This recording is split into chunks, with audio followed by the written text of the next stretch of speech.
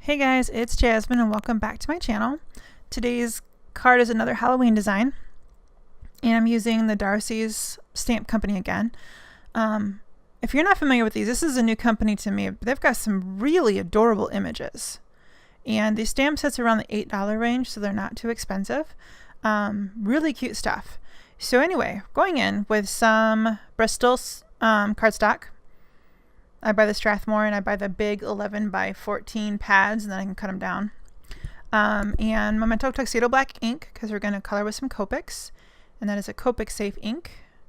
And then I've got some Post-it removable tape that I've stamped and cut out for masks, because I'm going to layer these guys, so it's going to make it look like the cupcake is behind the potion bottle, which is behind the candied apple.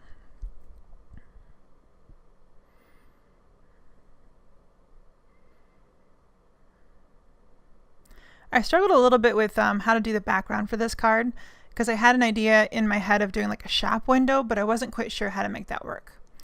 So looking through YouTube and Pinterest and other different places to find stuff, I came across one of Sandy Alnock's videos, which I had actually watched last year, where she used this stamp set, and I kind of basically did the same thing she did in terms of the background.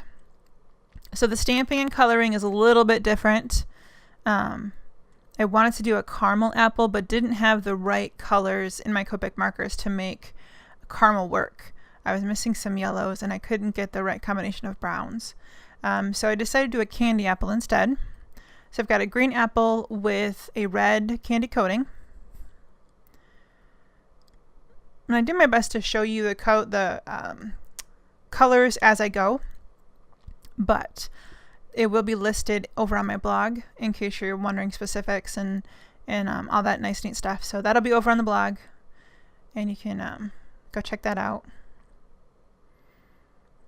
And by keeping the light source in the center, it helps to add that round effect to the apple.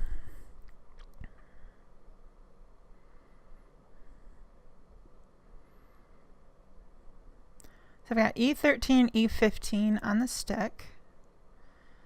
And these are smaller images, so you don't have to use 3 and 4 colors to get good shading on these. I tried to keep it fairly simple.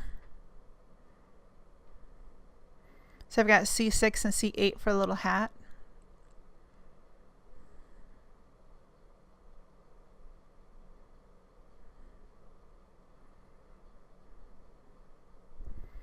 And I've got YG 03 and 06 for the green on the apple.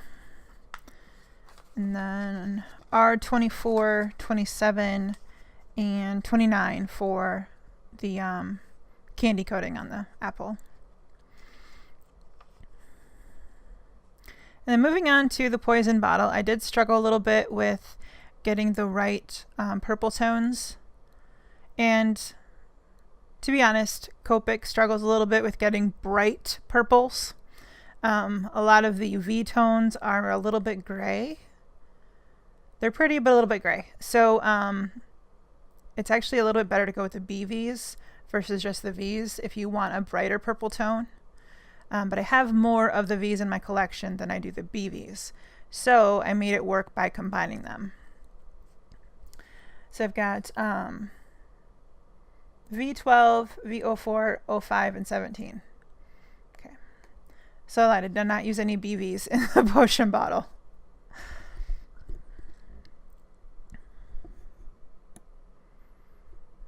And don't forget that if you're missing one of these colors, you can always do a tip to tip. And that's an easier way of getting an in-between shade.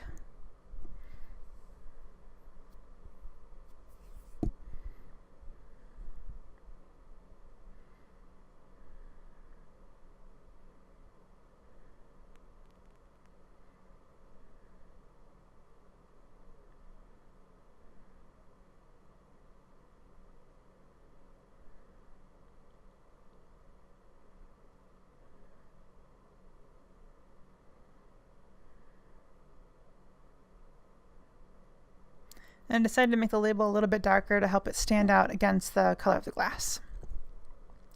So here on the cupcake and the frosting part, I started out with the G12, which is a really light mint green color, and it just wasn't the right color I was going for. So I skipped over that part and just went straight into, let's make sure I got this right, the G14 and the YG17 are the two colors I used on the cupcake. So if you don't have a G12, don't worry about it because I end up covering it up anyway. So for the cupcake liner, I was going for a striped effect, but it didn't really work because the tones I used was too similar. So I ended up going in with the wire 15 and the wire 04, and then used an 07 to add a little bit of shading. And then for the sprinkles on the cupcake, I used wire 07. And those are kind of the brighter, more like almost neon orange tones, whereas the wire 15 is a little more yellow orange. So this background that I've done, I forgot to hit record on the camera, so I apologize. Basically, I just went in with really light V tones and did like curvy C motions to kind of get that cloudy, dusty look to the background. And I took this idea straight from Sandy. She's the Copic queen. So anyway, and then I took lighter markers and kind of blended that out to give it more of a smoky ethereal effect. And then underneath the so V000, V12, and C2. So I use the C2 underneath to give the guys a shadow. And then I'm going to go in and use Memento Tuxedo Black ink to stamp the sentiment.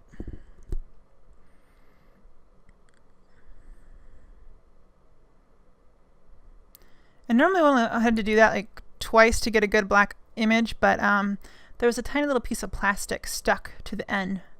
So I ended up having to like figure out what that was and do it again.